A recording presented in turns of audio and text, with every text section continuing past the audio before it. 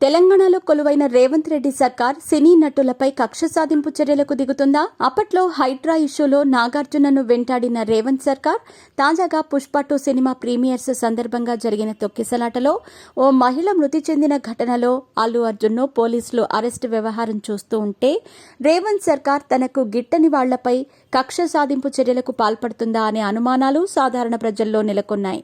ఆంధ్రప్రదేశ్లో అప్పటి వైఎస్ జగన్మోహన్ రెడ్డికి అనుబంధంగా ఉన్న హీరోలను రేవంత్ రెడ్డి టార్గెట్ చేశాడా? కొన్ని నెలల క్రితం నాగార్జున, తాజాగా అల్లు అర్జున్ అరెస్ట్ ఇష్యూతో ఈ విషయం మరోసారి స్పష్టమైంది. అప్పట్లో హైడ్రా పేరుతో రేవంత్ రెడ్డి తొమ్మిడిహట్ట చెరువులో అక్రమంగా నిర్మించిన నాగార్జునకు చెందిన ఎన్ కన్వెన్షన్ కూల్చివేశారు.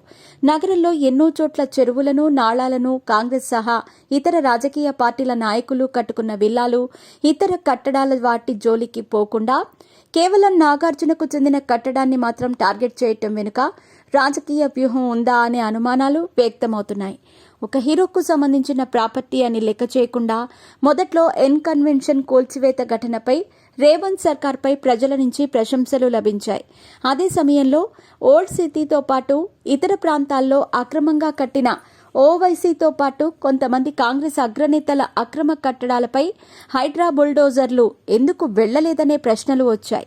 మరోవైపు కాంగ్రెస్కి చెందిన మహిళా మంత్రి కేటీఆర్కు నాగార్జున మాజీ కోడలు సమంతను టార్గెట్ చేస్తూ అసభ్యకర కామెంట్స్ చేసింది. దీనిపై విచారం వ్యక్తం చేయలేదు కొండా సురేఖ. ఈ విషయమై రేవంత్ రెడ్డి ఇదంతా కరెక్ట్ కాదని కూడా చెప్పలేదు. కనీసం తన కేబినెట్ మంత్రి చేసిన వ్యాఖ్యలను ఖండించనూ లేదు. తాజాగా పుష్ప 2 వ్యవహారంలో జరిగిన తొక్కిసలాటలో ఓ మహిళ మృతి చెందటం వెనుక అల్లు అర్జున్ బాధ్యుడిని చేస్తూ ఆయన్ని అరెస్ట్ చేయటం వెనుక కూడా రేవంత్ రెడ్డి సర్కార్ హస్తం ఉందనే వాదనలు వినిపిస్తున్నాయి. కేవలం ఈ ఇద్దరు వైసీపీకి అనుకూలంగా వ్యవహరించారన్న ఒకే ఒక్క రీజన్తో వీళ్లను రేవంత్ సర్కార్ వేధింపులకు దిగిందనే వార్తలు వినిపిస్తున్నాయి.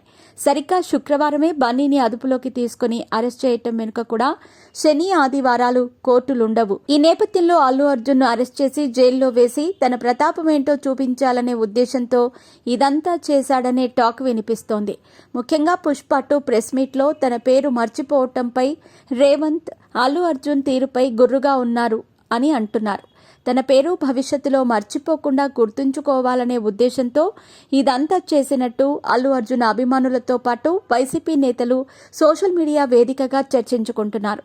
మొత్తంగా దేశంలో ఎంతో మంది నేరస్తులను అరెస్టు చేయటం మాని ఈ ఘటనతో సంబంధం లేని అల్లు అర్జున్ను రేవంత్ రెడ్డి అన్యాయంగా అరెస్ట్ చేసినట్టు తెలుస్తోంది. మరోవైపు అల్లు అర్జున్ బాధిత కుటుంబానికి అండగా ఉంటామని చెప్పారు.